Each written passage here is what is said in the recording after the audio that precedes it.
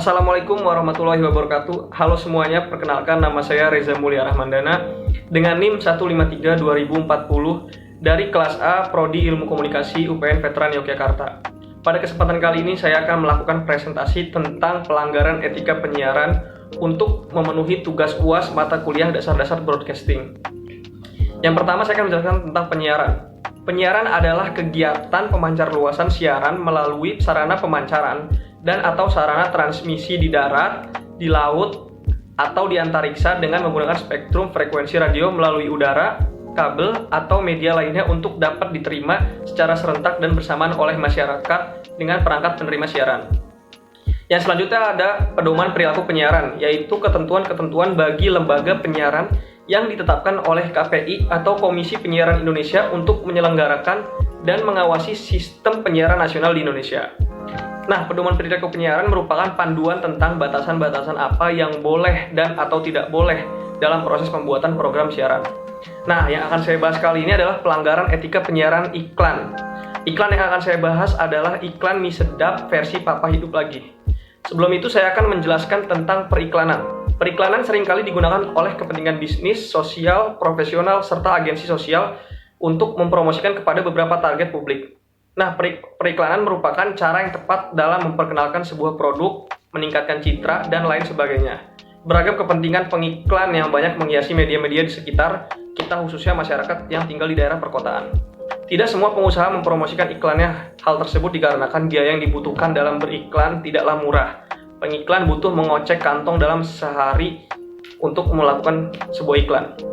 Nah, berdasarkan beberapa penelitian mengenai periklanan di atas, dapat disimpulkan bahwa periklanan adalah alat dari media massa yang digunakan untuk para pemasar yang memiliki beberapa kepentingan seperti bisnis, sosial, profesional, maupun agensi periklanan itu sendiri. Nah, bagi iklan icitan ini sendiri, termasuk ke dalam iklan yang dipasarkan dengan tujuan kepentingan bisnis. Tujuan periklanan harus mengalir dari keputusan sebelumnya pada target pasar, merek, posisi, dan program pemasaran. Lalu selanjutnya tujuan periklanan dapat diklasifikasikan menurut apakah tujuan mereka adalah menginformasikan, membujuk, mengingatkan, atau menguatkan. Iklan informatif bertujuan untuk menciptakan brand awareness, dan pengetahuan tentang produk baru atau fitur baru dari produk yang ada. Periklanan persuasif bertujuan untuk menciptakan keinginan, preferensi, keyakinan, dan pembelian produk atau layanan. Pengingat iklan bertujuan untuk menstimulasi pembelian ulang produk dan layanan. Penguatan iklan bertujuan untuk meyakinkan pembeli saat ini bahwa mereka membuat pilihan yang tepat.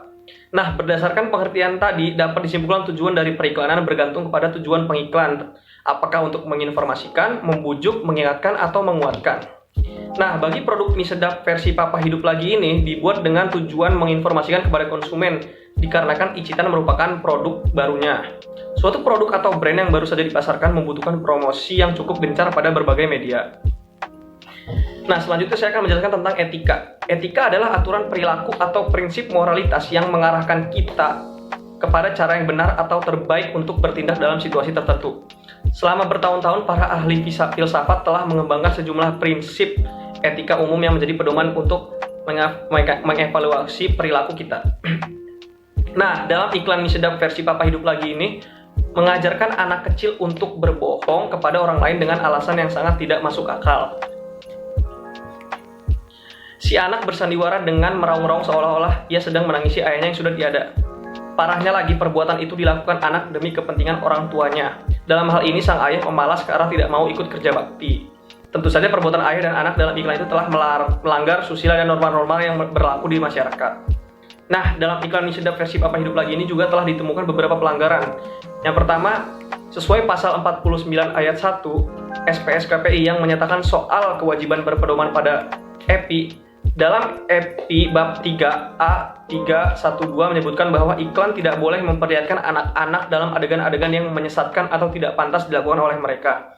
Di samping itu, menurut KPI Pusat, dalam surat himbauannya yang ditandatangani Ketua KPI Pusat, Dadang Rahmat Hidayat, program iklan mie sedap tersebut tidak sesuai dengan klasifikasi anak sebagaimana diatur dalam ketentuan pasal 38 ayat 4 huruf B SPS KPI tahun 2009. Yang kedua ada di dalam buku Etika Pariwara Indonesia bab 3A 312 menyebutkan bahwa iklan tidak boleh memperlihatkan anak-anak dalam adegan yang menyesatkan atau tidak pantas dilakukan oleh mereka.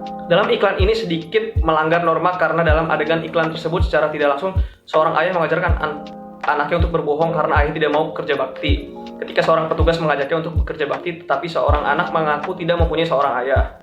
Nah, dari sisi itulah iklan tersebut sedikit melanggar norma karena tidak mengandung unsur pendidikan untuk anak-anak. Padahal iklan tersebut untuk umum, bukan hanya untuk orang dewasa saja, jadi harus mengandung unsur pendidikan untuk anak-anak. Tetapi jika dilihat dari slogannya, mie sedap berpengaruh karena slogannya, yaitu karena lidah nggak bisa bohong. Nah, kesimpulan dari iklan ini yaitu kontroversi iklan lainnya pastinya isu yang berhubungan dengan iklan anak. Anak-anak, terutama anak muda, sangat rentan terhadap periklanan karena mereka tidak memiliki pengalaman dan pengetahuan untuk memahami dan menilai secara kritis tujuan dari seruan iklan yang persuasif. Research telah menunjukkan bahwa anak-anak prasekolah tidak dapat membedakan antara iklan dan program, tidak merasakan maksud menjual iklan, dan tidak dapat membedakan antara realitas dan fantasi. Studi ini juga menyimpulkan bahwa anak-anak harus mengerti bagaimana periklanan bekerja agar bisa menggunakan pertahanan kognitif mereka secara efektif.